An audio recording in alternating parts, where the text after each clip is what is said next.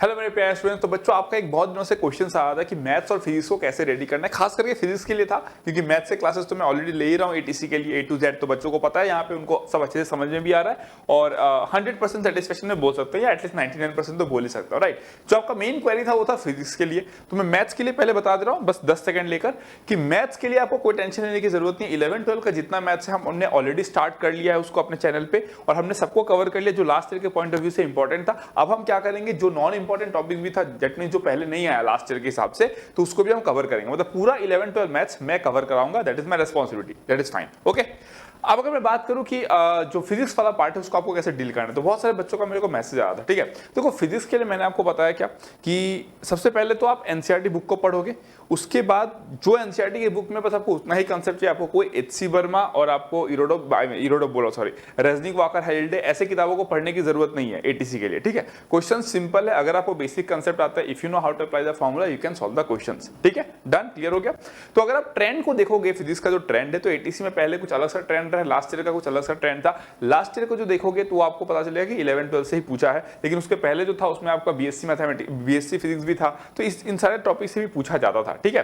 सो अगर मैं बात करूं कि इस साल का जो एटीसी का जो सिलेबस है वो बेसिकली उन लोगों ने बोल दिया कि 11-12 में एप्लीकेशन बेस्ड, ठीक है। तो मैं आपको यही सजेस्ट करूंगा कि फिजिक्स के लिए ध्यान से सुनना, ध्यान से। मैं अभी ये भी बताऊंगा कि किस आपको फॉर्मेट में चैप्टर्स को कंप्लीट करना है, जो ज्यादा इंपॉर्टेंट है, ठीक है। सो अगर मैं बोलूं कि फिजिक्स के लिए, तो मैं आपको एक चैनल रेकमेंड करना चाहूंगा, ठीक है। एक चैनल मैं आपको यहाँ पे रेकमेंड करना चाहूंगा, ठीक है।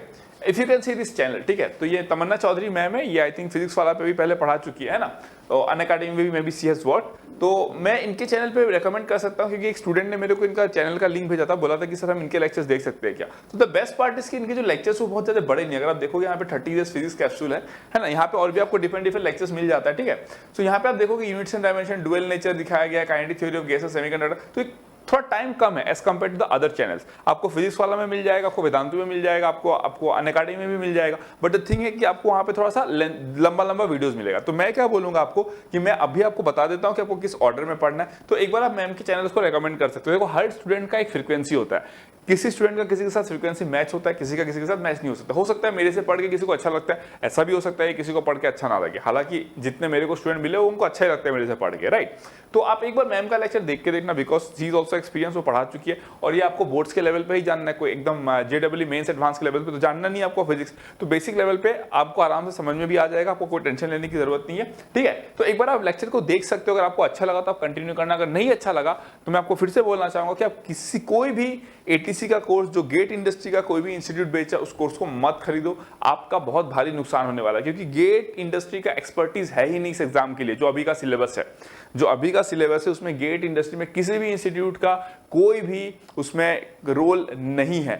गेट इंडस्ट्री इज जस्ट, आप बोल सकते हो कि it's a very non performing industry, क्योंकि जो स्टूडेंट्स हैं उनको समझ में आ गया कि गेट से जो सक्सेस मिलने के चांसेस है, जो एफर्ट है और जो सक्सेस है वो सिंक में नहीं है। मतलब जितना आप एफर्ट डालोगे और आपको सक्सेस मिलेगा, ऐसा नहीं है। आप देखोगे बहुत सारे लोग बिना गेट दिए आपसे बहुत सक्सेसफुल हो सकते हैं, राइट। तो इसीलिए बच्चों का भी गेट से थोड़ा सा रुझाव हट रहा है। तो गेट इंडस्ट्री में जो भी इंस्टीट्यूट है वो कुछ भी पढ़ा के पैसा कमाना चाहती है जस्ट टू सर्वाइव, राइट।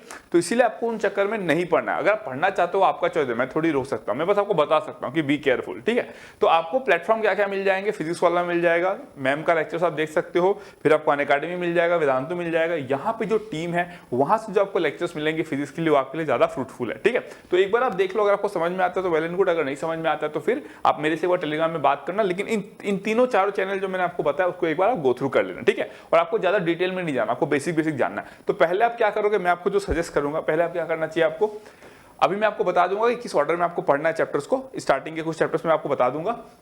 सबसे पहले आप जैसे सेमीकंडक्टर एंड लॉजिक गेट्स, आप इस लेक्चर को देख लो एक बार के लिए। तो आप आधा घंटा जब आप देखोगे ना तो आपको समझ में आ जाएगा कि किस लेवल पे लेक्चर जा रहा है और आपका काम बनेगा कि नहीं बनेगा। अगर आपको लगता है कि नहीं ठीक है तो ओके, आप इसको देखो, और देखने के बाद में जो भी प्रीवियस ईयर का क्वेश्चन है आप उसको भी लगा लो, और एनसीईआरटी के जो क्वेश्चन है वो सब भी लगा लो। एंड मोस्ट इंपॉर्टेंटली, जो मैं अपने टेलीग्राम ग्रुप में जो पीडीएफ भेज रहा हूँ, क्वेश्चन पीडीएफ, वो बहुत इंपॉर्टेंट है। इसीलिए हो सकता है कि 50% to 60% क्वेश्चन उसमें से डायरेक्ट आ जाए, ऐसा भी हो सकता है, ठीक है। या फिर थोड़ा बहुत डेटा बदल के आ जाए, ठीक है। तो आपको उसको ध्यान से तो हैंडल करना ही है, उसको तो आप मिस कर ही नहीं सकते, ठीक है ना।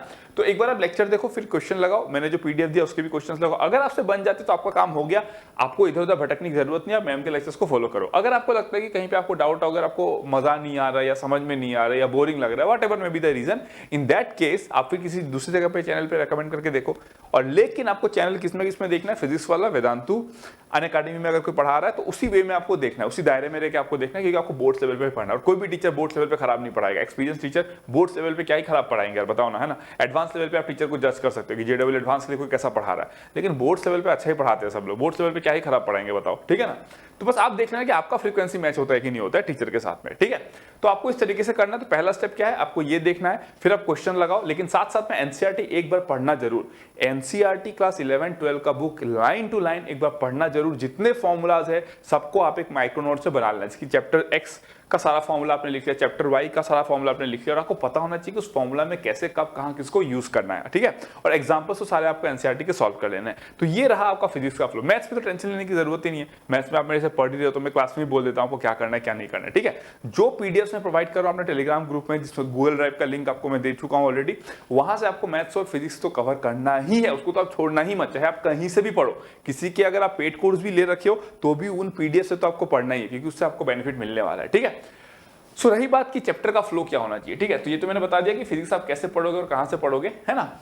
तो अगर मैं आपको बोलूं कि जो आपका चैप्टर का फ्लो है वो चैप्टर का फ्लो क्या होना चाहिए, तो मैं बोलूंगा जो प्रीवियस ईयर को देखते हुए देयर आर सर्टेन थिंग्स जो आपको पहले कवर कर लेना है। जैसे कि for example ray optics important बन जाता है। Modern physics is very important, है ना, modern physics is very important, ठीक है। फिर आप इलेक्ट्रोमैग्नेटिक्स वेव्स देख लो, है ना, एंड कम्युनिकेशन, ये सारे जो इंपॉर्टेंट है ना वो आपको पहले देख लेना है, ठीक है। फिर आप इलेक्ट्रोस्टैटिक्स देख लो, इलेक्ट्रोस्टैटिक्स,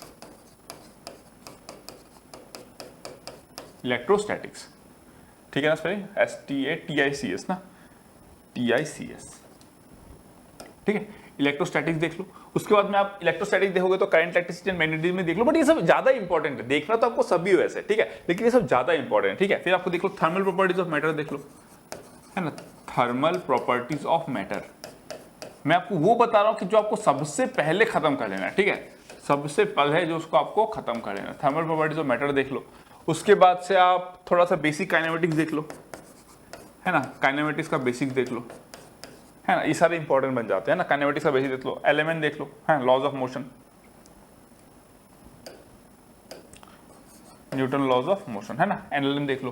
तो ये सारे आपको पहले कवर कर लेना। अगर मैं आपको बोलूं कि सबसे ज्यादा प्रायोरिटी क्या है, तो मैं तो ये बोलूंगा कि पहले ये कवर कर लो, क्योंकि छोटा भी है, आसान भी है। उसके बाद से इफ हो सकता है तो आप ये कवर कर लो, ये भी आपको थोड़ा बेसिक लगेगा। फिर आप चाहो तो इलेक्ट्रोस्टैटिक कवर कर लो, क्योंकि इसमें बहुत हैवी वेटेज से क्वेश्चन आया है। फिर आप इसको कर लो, मॉडर्न फिजिक्स कर लो, देन आप रे ऑप्टिक्स कर लो, उसके बाद आप काइनेमेटिक्स कर लो, उसके बाद एनएलएम कर लो। उसके बाद आप धीरे धीरे जो भी चैप्टर है उसको कंप्लीट करो, ठीक है। लेकिन प्रायोरिटी आप इसको रखना कि ये जो है मैंने आपको लिखा है ये तो आपको करना ही है। मैं ये नहीं बोल रहा हूँ कि इससे ही क्वेश्चन आएगा सिर्फ, लेकिन प्रीवियस ट्रेंड को देखते हुए ये ज्यादा डोमिनेटिंग है, ज्यादा इंपॉर्टेंट है, पहले इसको आपको करना है। जैसे कि मैथ्स में भी सबसे पहले मैंने आपको क्या कराया, 3D कराया, वेक्टर कराया, परम्यूटेशन कॉम्बिनेशन कराया, प्रोबेबिलिटी कराया, है ना। तो जो ज्यादा इंपॉर्टेंट था मैंने पहले उस पर एम्फेसिस डाला। ऐसा तो नहीं है कि मैं मैथ्स पूरा नहीं पढ़ाऊंगा, पूरा ही मैथ्स पढ़ाऊंगा, लेकिन जो इंपॉर्टेंट है उसको पहले करना इंपॉर्टेंट है, राइट। तो इसीलिए आप इन सारे टॉपिक्स को पहले करना। इनके लिए आप इनमें से कोई भी चैप्टर उठा के मैम के लेक्चर्स को एक बार देख लो। अगर आपको अच्छा लगता है तो आप कंटिन्यू कर सकते हो, अदरवाइज अगर आपको अच्छा नहीं लगता, लेट्स आपको टॉपिक अच्छा नहीं लगा, तो आप दूसरे चैनल पे एक बार देख लेना। लेकिन गेट इंडस्ट्री में मत स्टे करना फॉर दिस एग्जामिनेशन, आपको बाद में जाकर नुकसान होगा बहुत बड़ा, ठीक है। मेरा काम है बताना, आपका काम है डिसीजन लेना, तो आप अपने डिसीजन मेकर हो, आप देख लेना। मेरा काम है एक अच्छा रास्ता दिखाना, गाइडेंस करना, क्योंकि मैं इसमें बच्चों को पढ़ा चुका हूँ, तो मुझे ज्यादा अच्छा आइडिया है। बहुत सारे स्टूडेंट्स मेरे से कनेक्टेड भी हैं, टेलीग्राम में भी मैसेज करते रहते हैं, दूसरे के पेड स्टूडेंट्स है, लेकिन मेरे से भी एडवाइस लेते रहते हैं कि सर क्या करना सही रहेगा, नहीं रहेगा, ठीक है।